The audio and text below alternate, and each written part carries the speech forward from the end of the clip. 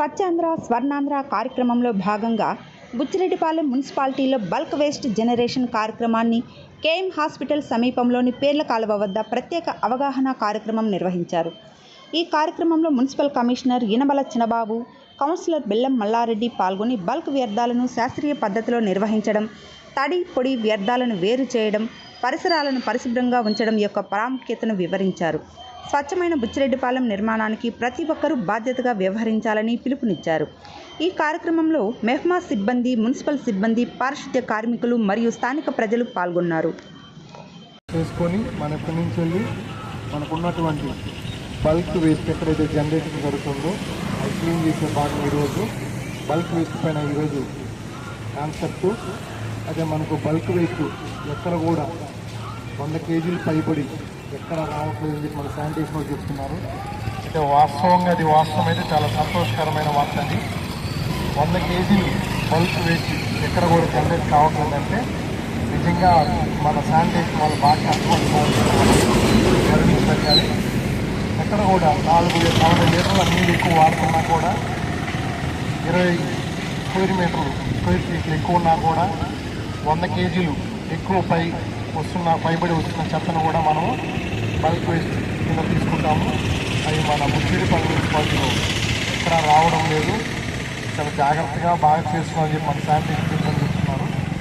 అలాగే ముందు కొనసాగాలని ఆశిస్తున్నాను. ఈరోజు స్వచ్ఛాంధ్ర ప్రతిజ్ఞ చెప్పండి. నేను మీకు అందరికి వినిపించేటట్టే చెప్తాను. నాకు ఒక గొంతు కాకుండా అందరి గొంతులు అన్ని గలాలు ఘనంగా వినిపిస్తుంది. చెప్పండి. స్వచ్ఛాంధ్ర ప్రతిజ్ఞ అది చెప్పండి. మీకు ఇష్టం మీతో చెప్పండి.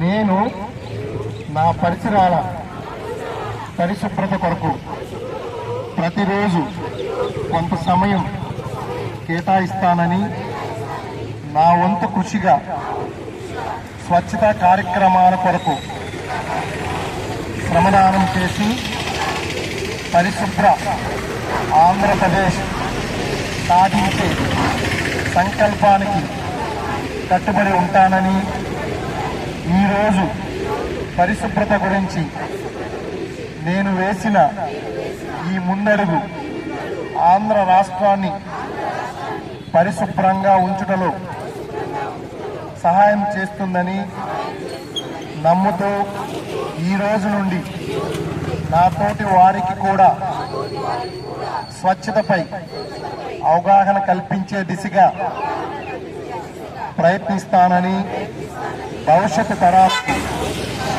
ఆరోగ్యవంతమైన, సుభిక్షమైన, ఆనందకరమైన ఆంధ్ర రాష్ట్రాన్ని నిర్మించడానికి నాతో మొదలైన ఈ నిర్ణయం ద్వారా నా రాష్ట్రాన్ని స్వర్ణాంధ్ర, స్వచ్ఛాంధ్రగా తీర్చిదిద్దేటట్లు నా వంతు కృషి చేస్తానని ప్రమాణం చేస్తున్నాను.